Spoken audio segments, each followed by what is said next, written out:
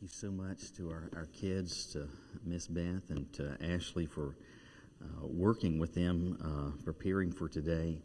I was just thinking a while ago as I was sitting here, I'm kind of in an unusual position. I have two in that children's choir. I have one in the adult choir. I have one in the nursery and a couple of others scattered in various places. It's very strange. In February of 1988, my grandfather passed. I was in the 7th grade, and my grandmother came to live with us at that point, and she lived with my family until her passing in 2008. When she came to live with us, she was in her 70s at that point, and not like doing gymnastics or anything, but just in decent health. But she didn't do a whole lot necessarily. She had been retired at that point for some years. But one of the things that was true of her, my nickname for her was Charles, and one of the things that was true of Charles was she was truly an Olympic caliber phone talker. I mean, like gold. I mean, she looked like Michael Phelps if phone talking was a skill. And she had a regular group of little biddies that she would call every day, multiple times throughout the day, and it was always kind of fun to see if you could guess who she was talking to. And at least you could narrow it down. You could know that it was either family or non-church friend. That's in one category. And then there were the ladies from the church, whether she was cussing or not. And so if she was cussing, those are church people. We're not talking to them on the phone. We're talking anyway. So if you hear some bad words, it could be someone you're related to. Anyway, so that was kind of interesting. The other thing is, if you were to be in the same room when Charles was having one of these conversations, most of the time when you were done, you actually felt dumber. These conversations were about nothing. I mean nothing. Hello? What are you doing? Always talking about behaving. You been behaving? If you're talking to people today on the phone about behaving, just go ahead and hang up. I mean, you don't have anything to talk about. You been behaving? Mm-hmm. We're talking about food. What did you eat for lunch? So we're going to talk about eating, or we're talking about behaving, and then we're going to talk more about behaving, acting the fool, and probably eating again. And because there's nothing truly to talk about, in part though because her world had become quite small. She didn't go out and do much. She would go. We had a Food Line grocery store that was close to us. She was at that point still driving. She would drive to church. She would go to the beauty parlor on Saturday mornings and religiously, and apart from that, maybe going to a doctor's office here or there, she just didn't go many places. And if you have almost or such limited interaction outside, your world does become quite small. And when you have a small world, there's not a whole lot to talk about. Because in truth, isn't that what we want to make a point of, to talk about to people, are things that are kind of unusual, things that are kind of unique, things that are somehow notable? I mean, you probably don't want to sit here and listen to me talking about behaving and acting the fool and talking about... No, we tend to talk about things that are out of the ordinary. Now, that's not just true with personal conversations. It's also true with respect to the news. And plenty of times you hear this, and maybe you've said it a million times over. Well, there's nothing but just bad stories in the news. And you turn on the news tonight, and you're going to see who was killed today. And so there's all this negativity. And let me ask you this, and to the extent you've thought about it, I don't know, but certainly if someone is murdered today or yesterday or any point in the coming week in Greensboro, that's going to be on the news, isn't it? That's not good news. It's negative news. But it's going to be on the news. In fact, you can bank on the fact that there's a murder, it's going to be in the news.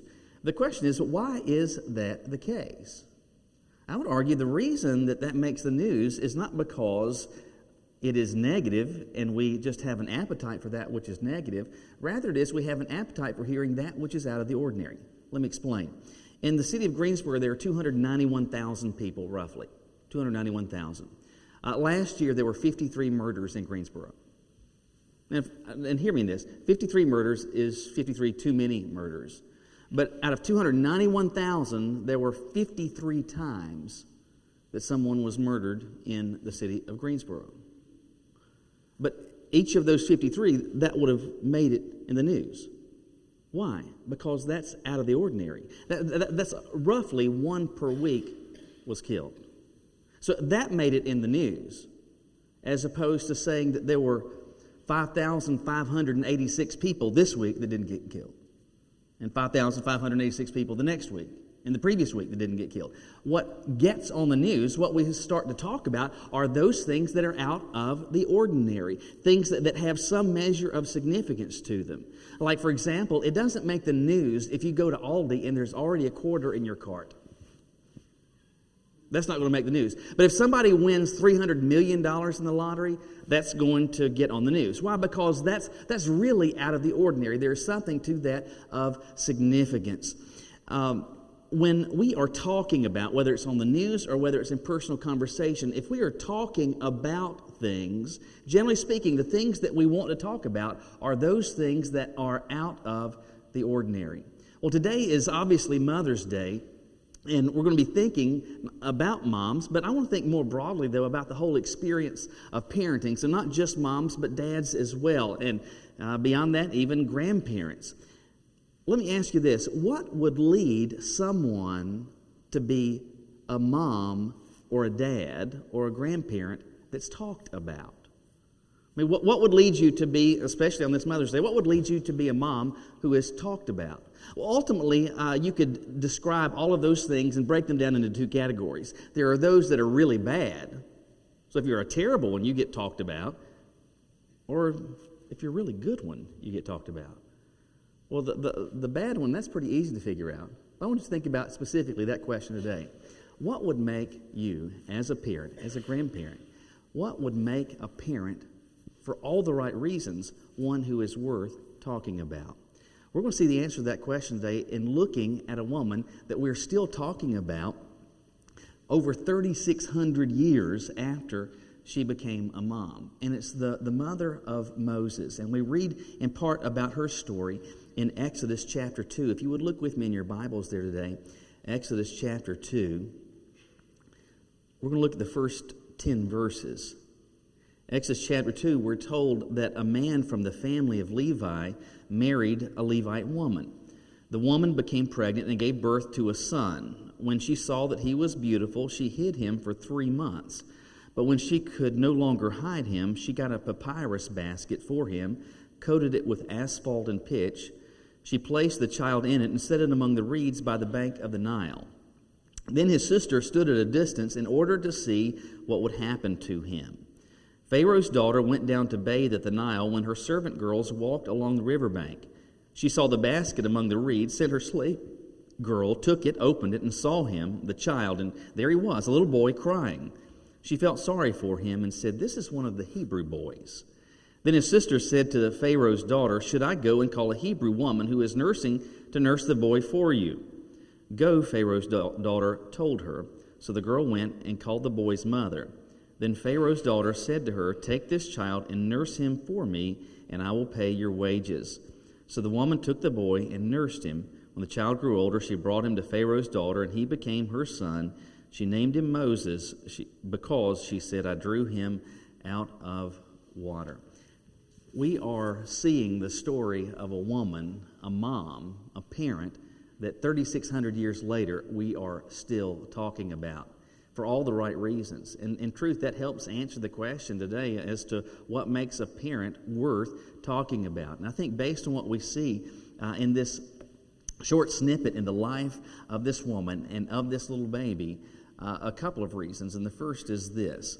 A parent worth talking about is a mom, is a dad who adapts to real threats. They adapt to real threats. Now, maybe you're familiar or maybe you're not familiar with what's going on here. So let me just set the stage for you. When you get to the end of the book of Genesis, you've been reading the story of Joseph. who is a Hebrew, but he has wound up becoming, long story short, effectively the prime minister of Egypt. So he's number 2 in command for the entire nation. He brings his father and all of his brothers and their families to Egypt to help save their lives during this massive famine that's going on. And so when the book of Genesis ends, Joseph and all of his family, they are there in Egypt. Well, apparently Joseph's family was kind of a lot like my family, and they had a lot of kids, and a lot of kids kept having a lot of kids, and a lot of kids kept having a lot of kids. And so after multiplied generations, there are stacks of these. Stacks of these descendants and relatives of Joseph, stacks of these Hebrews, these people that are known by and chosen by and walking with God, that are seeking to follow him in their ways. And so they are there in Egypt, and they become quite numerous. But Joseph is long since dead. In fact, that Pharaoh that made Joseph the number 2 in command is long since dead. So there's a new sheriff in town. There's a new Pharaoh who has no affinity, no affection for Joseph or any of his descendants. And all he can see is there are some people who are living in Egypt that are not from here. There's some foreigners here that are getting quite numerous, excessively numerous. Numerous to the point where he's getting concerned, because he thinks if they could begin to organize, it may be that they could overthrow the government. They could take over. They're getting that big. And so he decides, and you read this in Exodus chapter 1, that he wants to deal shrewdly with them. So the first order of business was try to make life difficult on them. Let's really make them work. Let's make them bricklayers and brick bakers. And so they become this massive slave force in the nation of Egypt, hoping that might somehow suppress their numbers. But that didn't help. That didn't change things. And so what he did at that point was to issue a directive to say all the midwives who are assisting, and these would have been Egyptian women, these midwives who are assisting Hebrew mothers who are pregnant, when a child is born, if it's male, you are to take the life of that boy. You are to kill that child. And so the Pharaoh thinks this is going to take care of it, and as time passes, I'm going to see their numbers shrink, but he's not seeing that. And he's seeing little Hebrew boys that are 6, 7 years old. How did that happen? This order has been around for a while. Something's not right here. So he summons all the midwives and he says, all right, what's happening? Because the law says that if you are assisting a woman who is delivering, who is a Hebrew, and they give birth to a male child, you're supposed to kill that baby. And what had happened, though, the text tells us they felt sorry for these women. They felt sorry for this little innocent child that's done nothing wrong except it's been born. And they've saved the lives of these boys. And so their excuse to Pharaoh was, I'm telling you, those Hebrew women, good night, they're fast. Just kind of wily. They just sneak around to give birth, like they're pregnant one minute and then not the next. I don't know how it works. Well, Pharaoh doesn't seem to buy that argument, and probably with good reason, because it's nonsensical. But anyway, he issues another order, and this goes beyond the midwives, and that goes out to the entire nation. If you discover a male Hebrew baby, you kill it. That's the order. At this point, we come to chapter 2, and though their names are not given,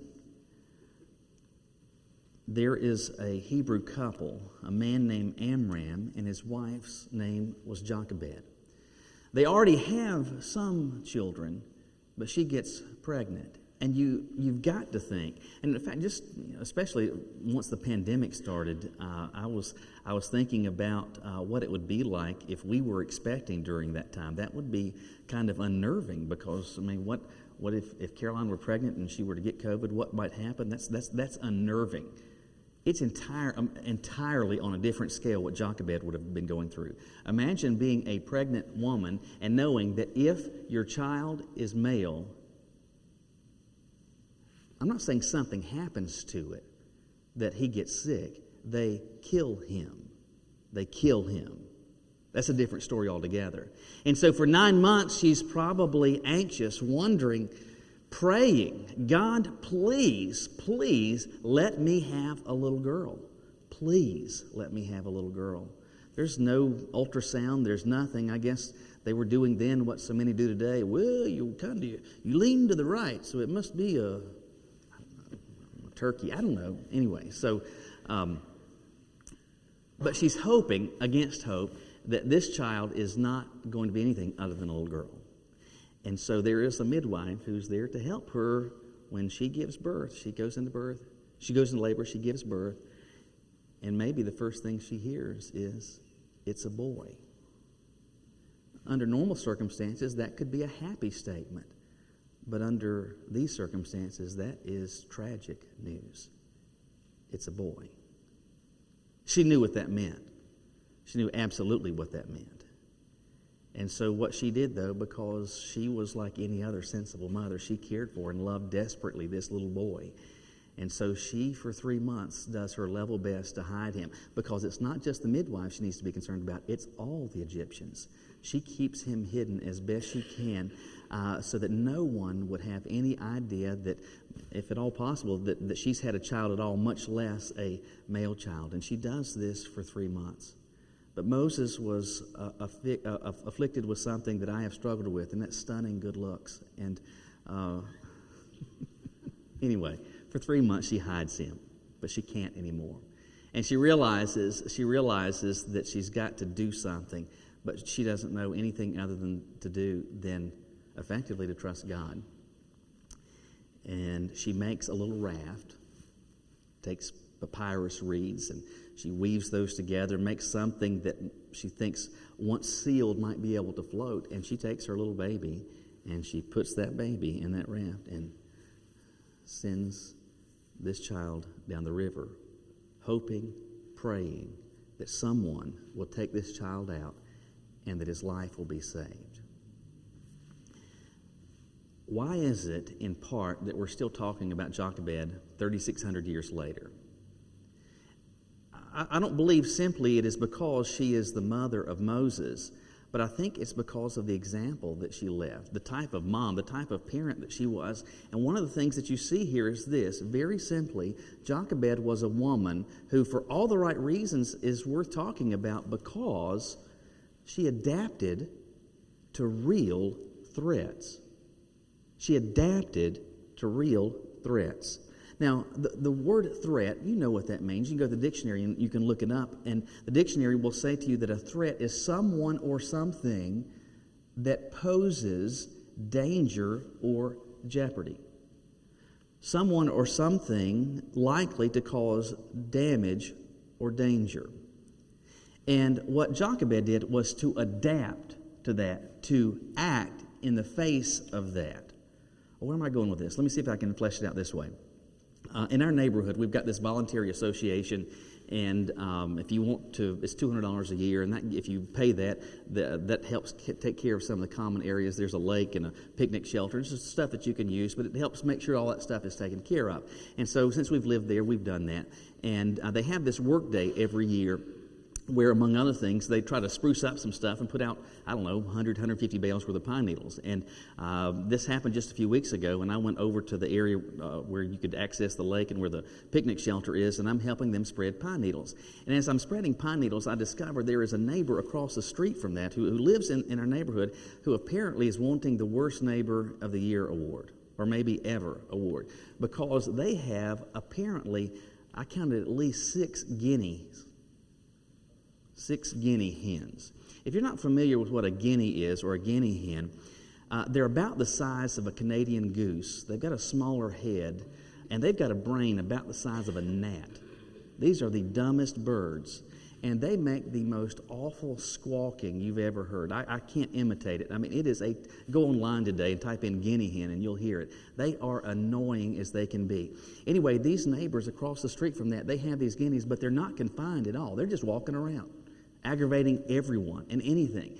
And and what guineas do, and I don't know why they do it, it's hardwired in that little tiny brain of theirs. Anything that's going on, if there's any type of movement, they're going to sit there and chirp and squawk and make all kinds of terrible noise. They do that. Why? Because they're dumb. Anyway, so I'm over there spreading pine needles. On the other side of these bushes, I've got about 3 guinea hens that are just yakking at me. All this noise, and it's loud, and they're not in their yard, they're in a neighbor's yard across the street. And I'm thinking, these people really want to be hated by having these dumb guineas going around everywhere, floating around the neighborhood. And I wondered, and perhaps you'd wonder, why would anybody have a guinea hen? Now, some of you grew up out in the country, and some of you grew up on farms where you had guineas. In fact, you might have intentionally had guineas. Why? Because one of the things that they're called is a hillbilly alarm, like a redneck alarm, because in the absence of having any awareness of what's going on, if a guinea starts chirping, you know that something is going on outside. And so that would lead you to go outside and see what's going on. Is there some sort of threat? Has somebody shown up? What's going on? So people would have these guineas because of that. But hear me in this. That's all they do. They see something and they just start making noise. They see something and they just start making noise. Can we be honest and say that too many times, even among those that profess to be followers of Jesus, as moms and dads, we look around us and we lament what it is that's going on in culture, and we may see and we may properly and accurately identify some of the real dangers and some of the real threats that our children and our grandchildren are being exposed to. We may, as we look around, see that things are amiss. We may lament the fact that there is a godless agenda that makes its way into classrooms, that makes its way into music, that makes its way into movies, that makes its way into sitcoms, even into commercials. But what do you do about it? Now, too many times what's going on is that we're just operating like a guinea, and we're just sitting around and squawking,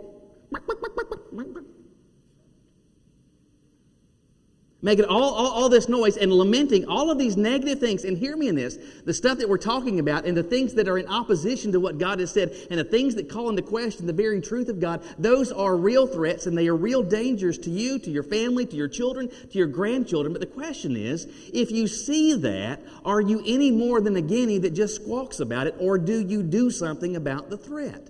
The easiest thing to do is to identify the threat. Jochebed, it was easy to identify the threat. In fact, it was a law. If a male child is born, you kill it.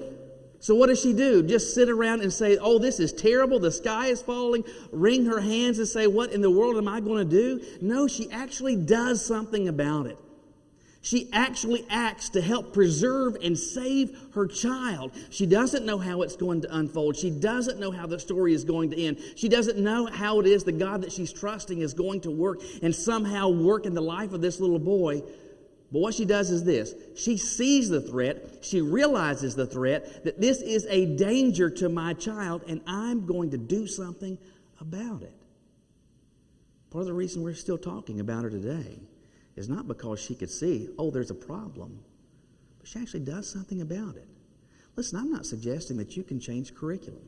I'm not suggesting that you can affect everything that's going on in social media or in the media or in movies or in sitcoms. I'm not suggesting that you can do that.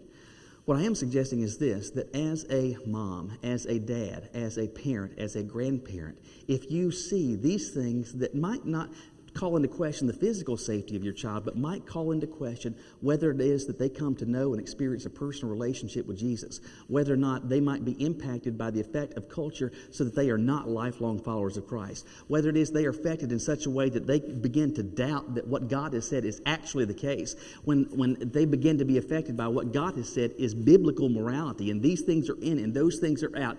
If it gets to that point, do you do anything about it? Do you seek to minimize or mitigate that exposure in any way? Do you actively seek to have the conversations with your kids, with your grandkids, and say, listen, this is what you're hearing, but let me tell you what God has said. This is what you have seen, but let me tell you what God says. Because a mom, a dad, a grandparent, that for all the right reasons is worth talking about, even 3,600 years later, is not somebody who says, oh, there's a problem over there. They see there's a problem, they see there's a threat, and they actually do something about it. They adapt to real threats. But they also do something else that we see in this passage, and that's this. They pursue environments to maximize influence. They pursue environments to maximize influence. All right, so once Jochebed is pregnant, she gives birth, and I'm sure she was praying, please, Lord, let this be a little girl. But it turns out it's a boy. And she's scared to death. And you've got to think that probably, maybe as she's holding this little boy, she looks up towards heaven and says, God, why? You've got to think there's probably a part of her that said, I've been praying for something different. God, do you not hear well? You know what my heart said. How did this happen? But now it's happened. What do I do? What do I do? And so for 3 months, she does everything that she can. And imagine the fear that you would experience. In fact, every time the door, could you imagine how frightened you would be every time someone knocked at the door? Is that friend or foe? We'd probably maybe develop a secret word, maybe so that the others would, I don't know, maybe there's a code word that you would use that you would know, hey, an Egyptian is coming by. Maybe even an Egyptian soldier that's coming to do some inspections. The fear that you would be living with, I cannot begin to imagine. But for 3 months she does this until she can't do it anymore. And so, knowing nothing else to do, she prepares this little boat, this little raft, and she puts Moses' body, his little happy, innocent little face, she sticks him in this little boat, gets to the edge of the river, and sends him down. Thankfully, the story does not have a tragic ending. Instead, we're told that the Pharaoh's daughter was bathing in the Nile, and she has her servant girls around there tending, and these servants would have been Hebrews. They would have been slaves. And so they are gathered around her, and they're walking along the riverbank, guarding against any threat, any prying eyes, any of that.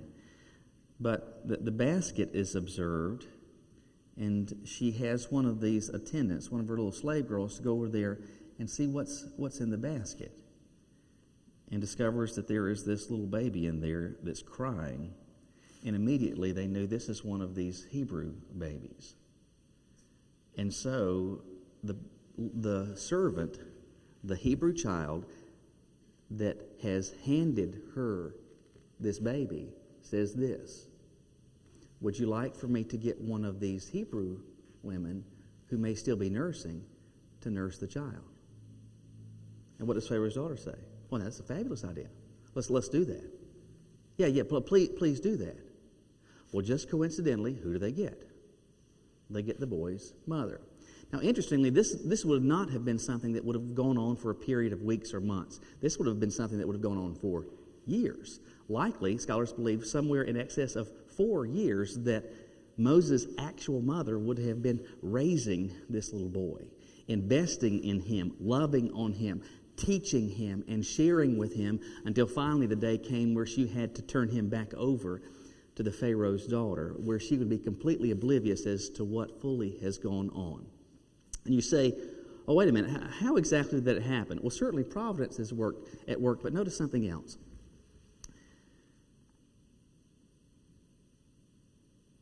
Verse 4, look at that. She has just sent this raft down the river, but what are we told? His sister stood at a distance in order to see what would happen to him. This is whose sister? This is Moses' sister. This is Miriam. And what's she doing? She's standing there on the banks of the river watching to see what would happen. Who is it ultimately that finds this basket and says to the Pharaoh's daughter, hey, how about I go get one of these Hebrews? It's going to be Miriam. It's going to be Moses' sister. Now think about this. And for reasons that are too boring to go into, but there is widespread belief that Miriam is roughly 7 years older than Moses. And so you've got a 7-year-old girl who is watching to see what happens that just, what do we have here? Let me go get, that all this is happening, and a 7-year-old girl is suggesting this. Well, those of you that are moms and dads, you know how brilliant 7-year-olds are. Are they ever going to have an idea like this? No, they're not going to have an idea like this at all. Where do you think Miriam got the idea? Because Mama said, get out there. Because Mama said, if you see that, suggest this. Again, the text doesn't tell us, but I've got to think, and I think it's only reasonable and logical to infer that everything that happens is because Jochebed was thinking ahead, and she's trying to use every tool that she's got at her disposal, including her own daughter, to help save the life of her little boy.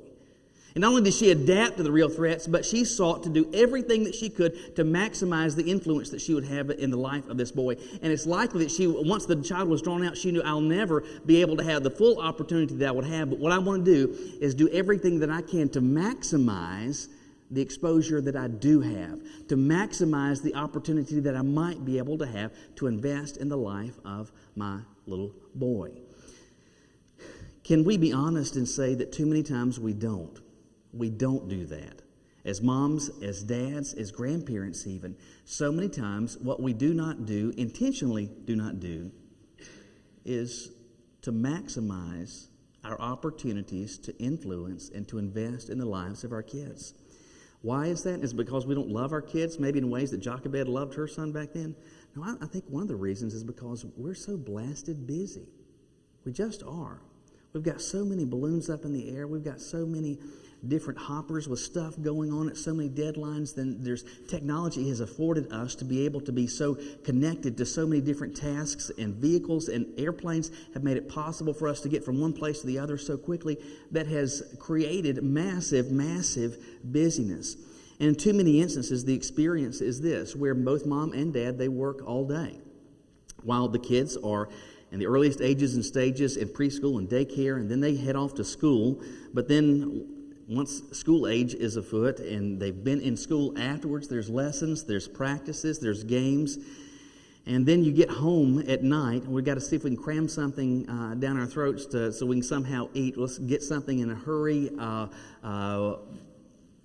Somebody has math to do, somebody else has chemistry to do. Go into your rooms, everybody's sitting there with their phones and their tablets, and we're on Facebook, we're on Instagram, we're on all these different things, and the TV is on, and there's so many distractions, and there's so much busyness, and there's so much that is going on, and so many times kids wind up there in their room, the door shut, headphones on, and what? That's it. That's it. Too many times as parents, we are too busy and too checked out. But as each day passes, the opportunity to influence is like a window, and it gets more and more and more closed until that window finally is shut. Instead, a parent, for all the right reasons that's worth talking about, is one that instead of doing that, seeks to maximize environments to influence their son, to maximize environments to influence and affect their daughter. Let me ask you this. When we maximize something, what are we doing? We're seeking to take whatever we have, whether little or much, and get the most out of it. Now, we do that with a lot of things. But let me see if I can drive the point home this way. We've had a color copier here at the church now for some number of years, and that's a great blessing. It gives us the ability to make stuff that looks so much better and more professional, all that stuff. But long before we had a color copier, we had a copier salesman that came by and was trying to pitch to us the purchase or the lease of a new color copier. And I knew there was no way that we were going to do something like that at that point, but what this salesman said to us was, hey, how about you just keep this copier for a week and you run whatever you want to on it, and then you can, if you don't want it, no strings attached, we'll come by and pick it up. I said, can we schedule when we get that? He said, sure. I said, we've got Bible school coming up here in about 6 weeks or so. I tell you what, so I looked at the calendar. I said, can we have it this time? And so he said, that's fine. And so we knew when the copier was coming out. We knew that we'd have it for a week. And so I had talked to everybody on staff and said, hey, anything that you can possibly think of to run copies of, go ahead and get those documents ready. So when that copier shows up, we start churning them out. And so we had thousands of pages of VBS stuff, and all the flyers that would go to every home in Adams Farm, all that stuff was full color front and back. New church brochures, ran all of those things, stacks and stacks and stacks of them. I promise you, that thing, it's a wonder it didn't start smoking, but we ran that copier until it ran out of yellow toner. We called them and said, hey, it's out of yellow toner. And they said, we're just going to come pick it up on Monday. They weren't going to bring us a new toner. And so, anyway, I still put that whole experience in the win column because we got all of that stuff, and it didn't cost us 1 cent other than just the paper itself. All of those were free copies. And we got all of that stuff, and we were able to do all of that stuff during that 1 week. Why? Because we tried to maximize what we had. We've got this for just 1 week, and I'm going to try to make the most of what I've got. Listen, it is likely that there are circumstances in your life that you can't change. Maybe you can't change the fact that your kids are in school all day, or not all day, but a big chunk of the day. You can't change the fact that you've got to work. You can't change the fact that there are so many things that do occupy your time. But what you can change is this, where you decide, I'm going to be intentional in the time that I do have. I'm not going to be wasting this. I'm not going to be saying, hey, go to your room and shut the door and just check out. I'm not going to sit there and just check out. But I'm going to seek, as a mom or dad that's a follower of Jesus, to do everything that I can to maximize that influence in the life of my little boy, in the life of my girl, in the life of those that are dearest on earth to me. Because in truth, isn't that what we tend to maximize? We maximize those things that are valuable to us. I mean, why would anybody ever clip a coupon and use that? Because you're trying to maximize the amount of money that you have. Why would you, instead of just gunning it from intersection to intersection, stoplight to stoplight, why would you take it a little easier? Because you're trying to maximize your fuel economy. Gas is $4 a gallon, and you're trying to maximize get as much bang for your buck as you possibly can. If your cell phone battery says I've got 11% left, and you know that you're waiting on a call from the doctor's office, you're not going to be sitting there surfing the internet because you want to save that battery so that you can receive that phone call. You're trying to maximize what you have. My hope is that as a mom, as a dad, as a grandparent, that there is nothing in your life that is more valuable than anything that has a deed, more valuable than anything that has a price tag on it. It's a son, a daughter, a grandchild. And you don't just value them, you treasure them. If you do, you know this. Their future matters. And if their future matters, and if they matter, and if they and their walk with the Lord matter, what should you be doing with the time that you've got with them? What you ought to do is try to maximize those opportunities of influence, if it is that they matter.